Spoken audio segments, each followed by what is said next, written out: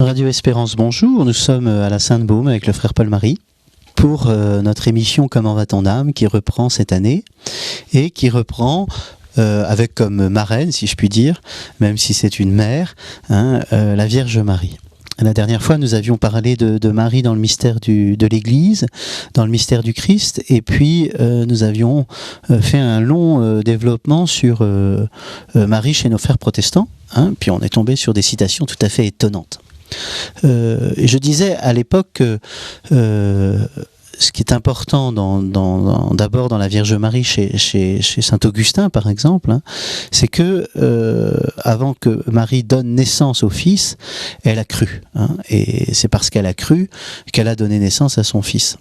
Et cette foi totale, radicale, par laquelle le Sauveur est entré dans le monde, et donc le salut, eh bien, nous rappelait la médiation d'Abraham, qui est le père des croyants.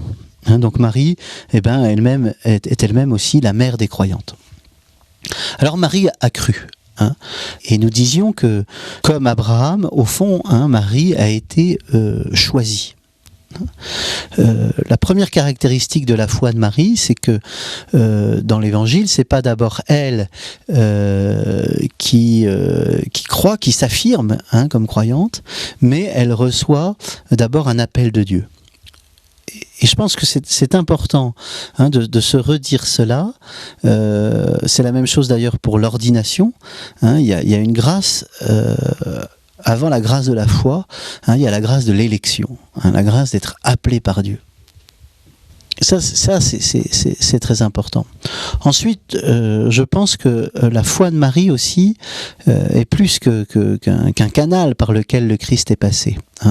La foi de Marie et la foi en Marie, elle nous permet d'éviter plusieurs pièges à propos du Christ.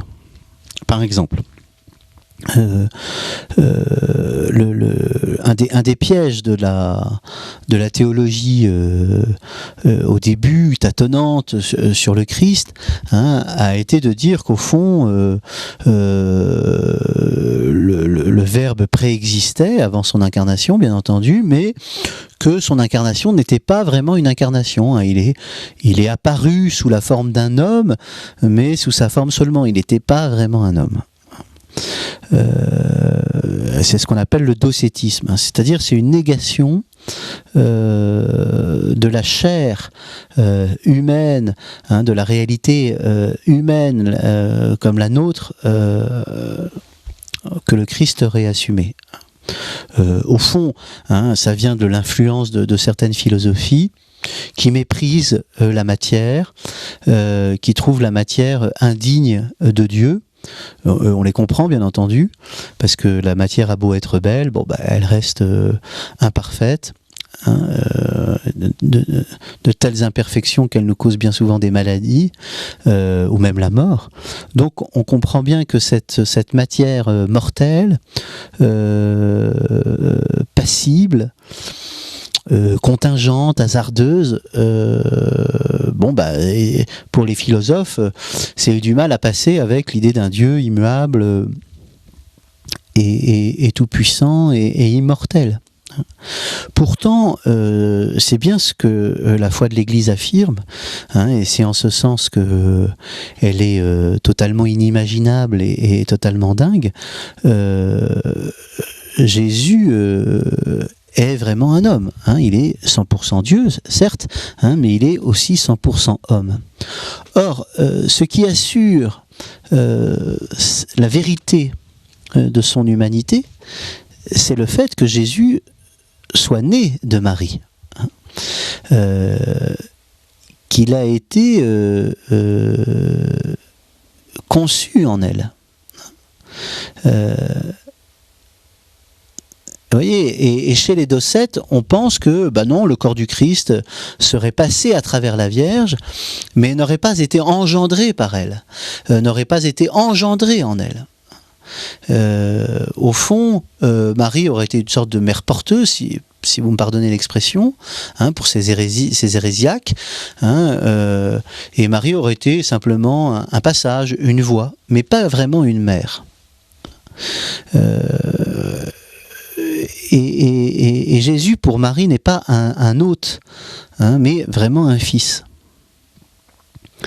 Et vous voyez, on ne peut pas, par exemple dans la vie spirituelle, dire que Jésus passe par nous seulement, hein, qu'on est comme un canal. Bien sûr, on est un canal, mais on est plus que cela. Hein.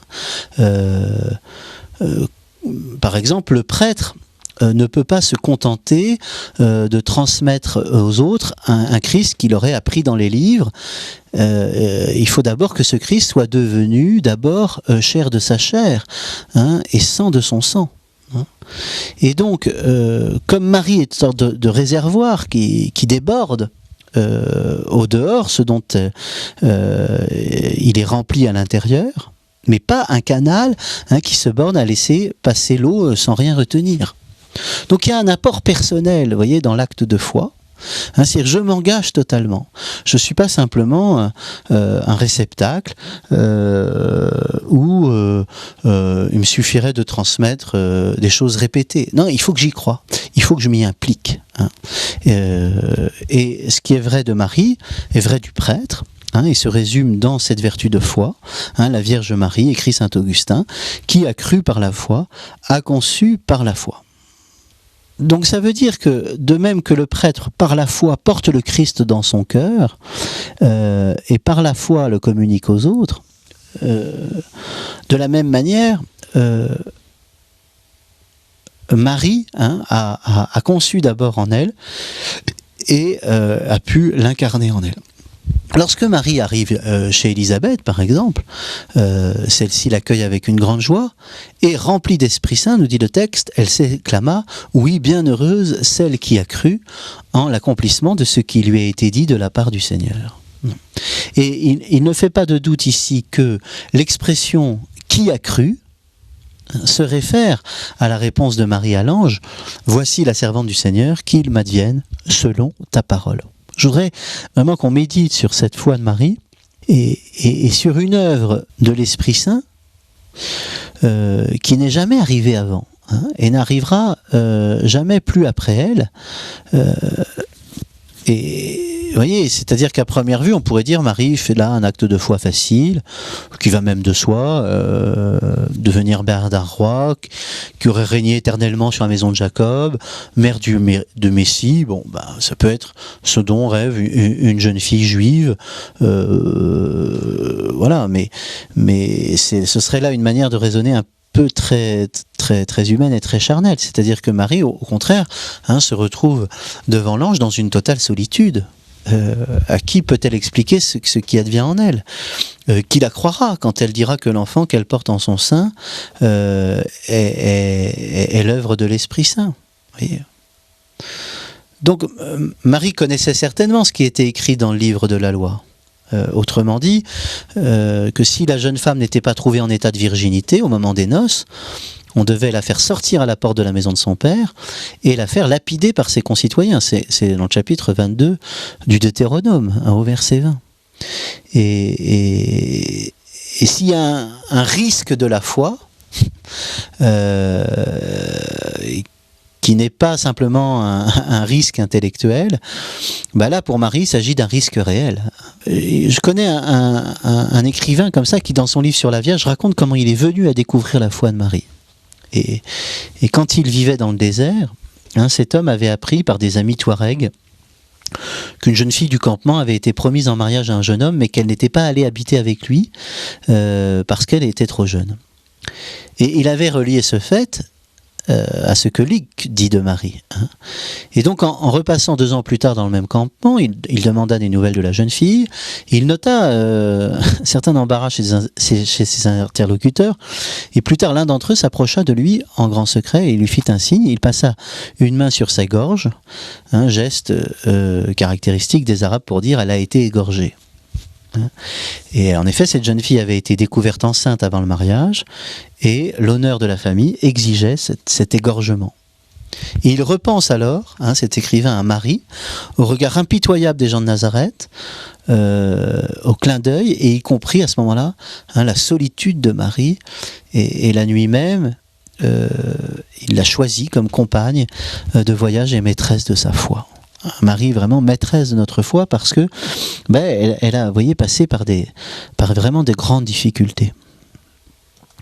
Or, Dieu n'arrache jamais aux créatures ses consentements. Dieu est un gentleman et il respecte la liberté.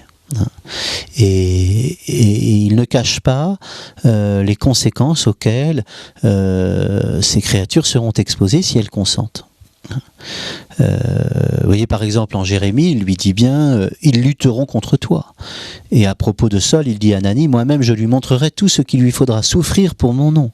Et avec Marie, je ne suis pas sûr que Dieu ait agi différemment. Et dans la lumière de l'Esprit Saint qui accompagne l'appel de Dieu, Marie a certainement entrevu que son chemin n'aurait pas été différent de celui de tous les autres appels.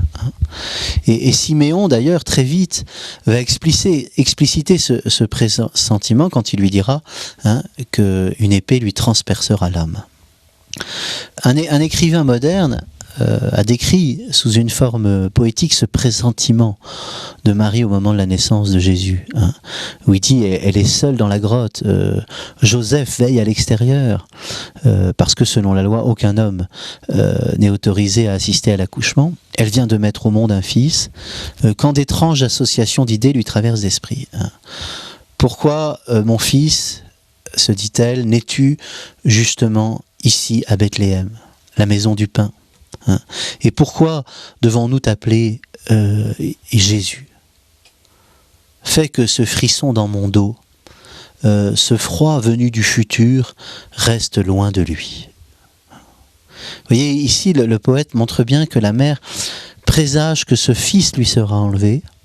Alors, elle répète en elle-même, et je le cite encore, jusqu'au point du jour, Jésus n'est rien qu'à moi. Je veux chanter une chanson avec ces 3 mots. C'est tout, cette nuit, ici, à Bethléem, il n'est rien qu'à moi. Et sur ce, elle lui donna le sein pour l'allaiter. Vous voyez, on pourrait dire que Marie est la seule et l'unique à avoir cru en situation de simultanéité. C'est-à-dire que pendant que la chose se passe, avant toute confirmation et toute validation des événements, par l'histoire, Marie a cru. À chaque fois, elle s'est associée à chaque événement. Ça, c'est particulièrement important. Et je vous disais que Marie est unique dans sa foi parce qu'elle est la seule, au fond, à avoir vécu les événements en simultanéité. Je veux dire que nous, le principal de la foi, bien sûr, c'est la confiance, etc. Mais avant la confiance, nous croyons à un événement. Nous croyons à un événement réel qui s'est réellement passé, qui est transcrit dans les évangiles. Et déjà, il y a le regard de foi de ces évangélistes sur ces événements. Et cet événement est un enseignement, c'est-à-dire que à chaque fois que je crois, eh bien, je vois le Christ guérir le lépreux, je vois le Christ être baptisé, j'entends la voix du Père dire sur la montagne du Tabor, celui-ci est mon fils bien-aimé, en qui j'ai mis mon amour, écoutez-le. Tout ça, ce sont des événements réels qui me sont transmis et auxquels j'adhère. Et c'est la raison pour laquelle, avant ma confiance, la foi est constituée comme ça de ces événements que vive le Verbe de Dieu envers des hommes auxquels je peux m'identifier. C'est-à-dire que dans une salle de l'Évangile, Marie-Madeleine, c'est moi. Lazare qui ressuscite, c'est moi. Pierre qui coule, c'est moi. Jean qui est au pied de la croix, c'est moi. Enfin, j'aimerais bien. Ou j'aimerais pas, selon ce soit l'homme pécheur ou l'homme nouveau qui est en moi. Mais vous voyez, la foi s'appuie sur des événements qui se sont déjà passés, se sont déjà réalisés. C'est d'ailleurs notre assurance. La foi, c'est vraiment la substance de notre espérance. C'est vraiment ce que, comme le dit l'Épître aux Hébreux, la foi c'est la substance de notre espérance. C'est-à-dire que tout ça s'est réalisé. Par exemple, la résurrection s'est déjà réalisée. Donc nous avons déjà la victoire. Et par la foi, au fond, on devient contemporain de ces événements. On se connecte à ces événements. On communie à ces événements. et toute la puissance de sainteté, la puissance de grâce de ces événements, du coup, par la foi, parce que nous y croyons, viennent à nous. Bon. Or, Marie, elle a vécu ces événements en simultané. Elle les a vus, elle les a vécus. Vous voyez, nous, c'est après coup que nous y croyons. D'ailleurs, je pense que tous les autres, c'est après coup qu'ils y croient. Les disciples n'en croient pas à leurs yeux que le Christ soit ressuscité. Et puis, ils n'ont pas conscience de tout ce qui se passe au départ. Bon, ils voient bien des choses. Ils voient bien que Jésus est en train de ressusciter. Pierre va bien déclarer qu'il est le Fils de Dieu, le Messie, etc. Mais il ne comprend pas encore qu'il doit aller sur la croix. Donc, vous voyez que les disciples, eux, ils croient pas encore vraiment. Ils voient ce qu'ils voient, ils s'attachent encore à Jésus, mais ils n'ont pas encore la plénitude de la foi. Alors que Marie, elle, avant qu'il y ait confirmation, avant qu'il y ait validation par les événements de l'histoire, de ce qui lui est annoncé, elle y croit. Elle dit oui à la parole de l'ange quand il lui dit ton fils sera le fils du Très-Haut. Et elle croit à la parole de Siméon. Elle fait pas comme Pierre qui n'y croit pas quand il lui dit ton cœur sera transpercé par une épée. Elle dit oui. Elle dit oui sans le voir encore. Évidemment, elle assiste aux choses, mais elle ne voit pas encore toute la confirmation des événements. Et on pourrait lui attribuer la béatitude que Jésus dit à Thomas. Parce que tu me vois, tu crois. Heureux, c'est ça la béatitude. Heureux ceux qui n'ont pas vu et qui ont cru. Et on peut dire que Marie est la première de ceux qui ont cru sans avoir encore vu. Saint Paul d'ailleurs dit que Dieu aime celui qui donne avec joie. Et on peut dire que Marie a dit son oui à Dieu, sa foi, avec joie. Vous voyez, le verbe par lequel Marie exprime son consentement à l'ange, qui est traduit en latin par fiat, c'est-à-dire qu'il en soit ainsi. Dans l'original, c'est un subjonctif optatif, pardon pour ces précisions grammaticales, mais c'est un mode au fond de verbe qui en grec est utilisé pour exprimer le désir, l'impatience, joyeuse de voir une chose arriver. Oh oui, j'aimerais que ça arrive. Vous voyez, c'est pas simplement oui, d'accord, on va le faire, etc. Mais c'est oh oui, et on y va.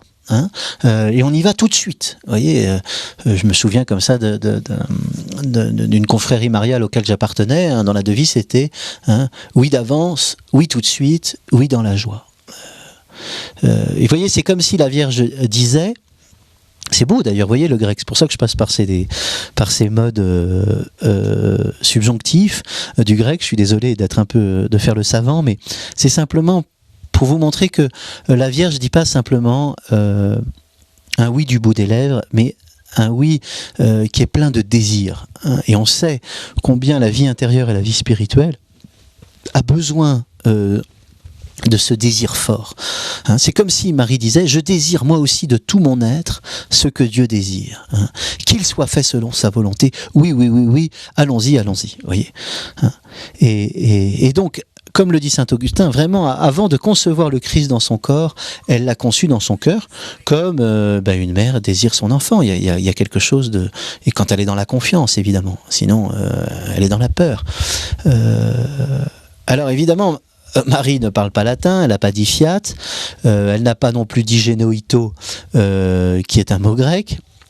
Et évidemment, le mot qu'elle a dit, le mot dans la langue parlée par Marie, qui se rapproche le plus de cette expression, c'est-à-dire quand elle voulait dire à Dieu qu'il en soit ainsi, un juif disait « Amen ». Et on peut trouver, si vous voulez, la voix même, la parole exacte sortie de la bouche de Marie, ou du moins la parole qui se trouvait à cet endroit dans la source en hébreu utilisée par Luc, c'est certainement le mot Amen. Rappelons par exemple dans les psaumes, dans la Vulgate latine, se terminait toujours par l'expression fiat, fiat, Amen, Amen. Dans la Septante, on dit Genoito, Genoito, Amen, Amen, qu'il en soit ainsi, que cela vienne. Amen, Amen, viens, viens, viens, Seigneur Jésus, on pourrait dire. Et donc, cet Amen, vous le savez, est le mot hébreu qui signifie solidité, certitude, le rocher, le pilier. On parle aussi dans cette solidité des bras d'une mère qui porte son enfant. C'est assez beau, c'est-à-dire que au fond Dieu demande à Israël d'avoir une foi aussi solide qu'un pilier, ou s'il s'appuie sur Dieu, sa foi sera solide comme le roc. Ou encore que je serai stable. Quand je dis Amen, c'est que je suis stable comme un enfant dans les bras de sa mère, et en totale confiance. Et donc quand on dit Amen, on reconnaît que ce qui a été dit est une parole certaine, stable, valable et contraignante. Ça veut dire qu'il en est ainsi. Et puis qu'il en soit ainsi, c'est-à-dire il faut vraiment que ça se fasse. Je veux que ça se fasse.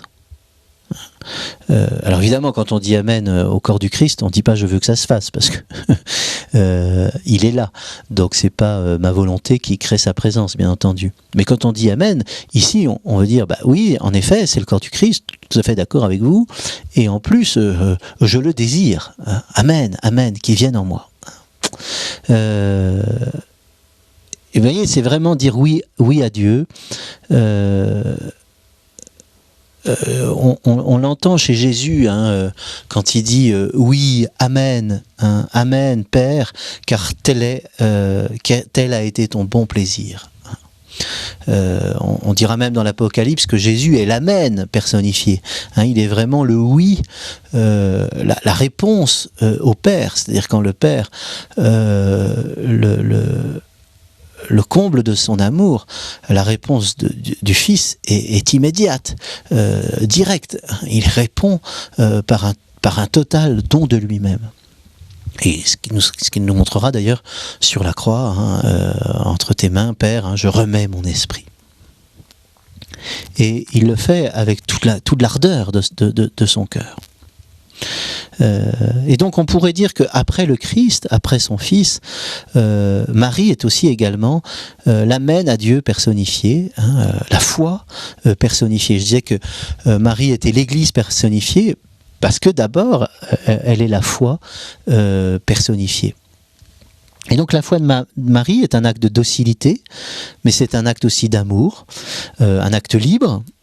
Donc même s'il est suscité par Dieu, comme c'est toujours à chaque fois entre la grâce et la liberté, mais la véritable grandeur personnelle de Marie, sa béatitude confirmée par le Christ lui-même, heureuses les entrailles qui t'ont porté et les seins que tu as sucés, dit une femme dans l'Évangile.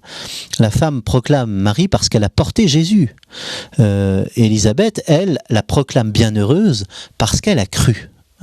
Et Jésus dira heureux plutôt ceux qui écoutent la parole de Dieu et qui l'observent. Il ne dit pas autre chose qu'Élisabeth. Heureuse es-tu, toi qui as cru. Non pas heureuse es-tu, toi, celle qui porte Jésus dans ton sein.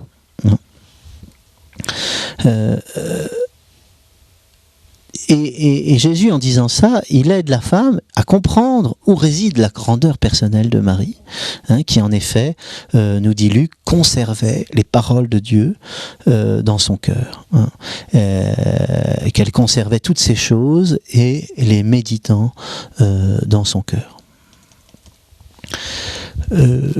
J'en profite d'ailleurs pour dire que la prière du rosaire, c'est de se rappeler comme ça des événements capitaux de l'histoire du salut qui nous ont communiqué la grâce et de faire un acte de foi. Et donc à chaque fois que je dis premier mystère, la résurrection, je dis Amen, comme Marie à ce mystère de la résurrection, et comme Marie je reçois la grâce de la résurrection par son intercession et par la grâce de la foi.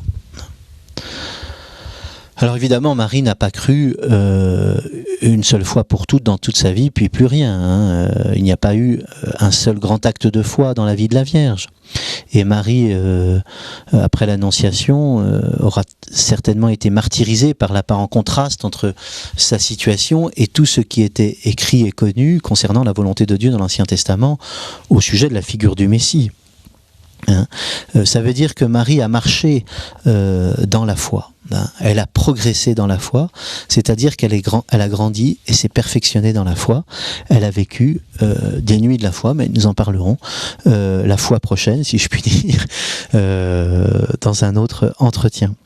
Écoutez, merci beaucoup, bonne semaine à vous et à très bientôt.